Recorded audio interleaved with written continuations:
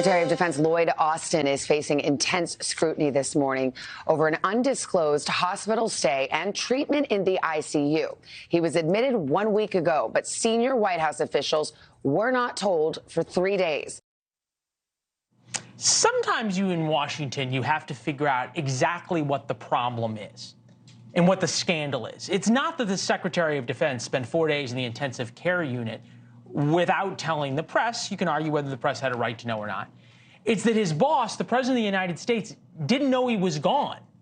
And we still don't know why he was in the hospital. He returned home the next day after surgery on December 22nd. New Year's Day, an ambulance takes Austin to Walter Reed, and the Secretary of Defense goes into intensive care.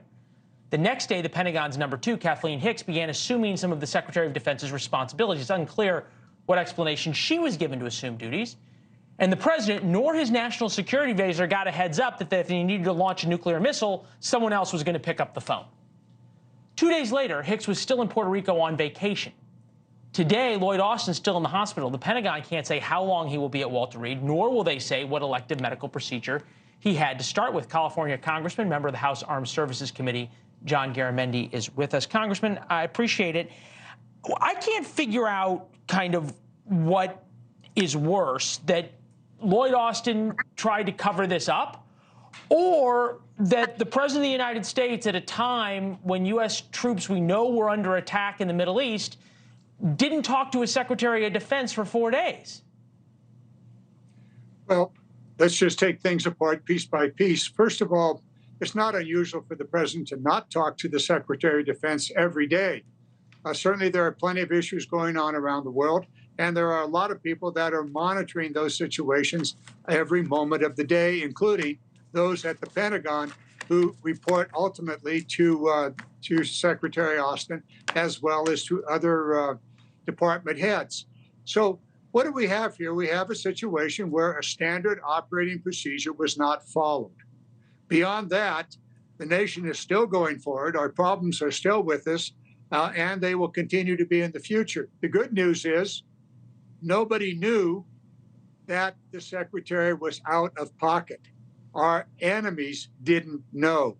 So they didn't have the opportunity to engage in additional mischief. Come on, Congressman, I can't imagine spinning the idea that the President of the United States, his national security advisor, wasn't told that the man he would rely on in the event of a nuclear war or the need to launch a military operation was in the ICU as a good thing. Well, first of all, the Secretary of Defense is not in the direct line for the launching of missiles. No, but he's on the call. He's on the principal's call.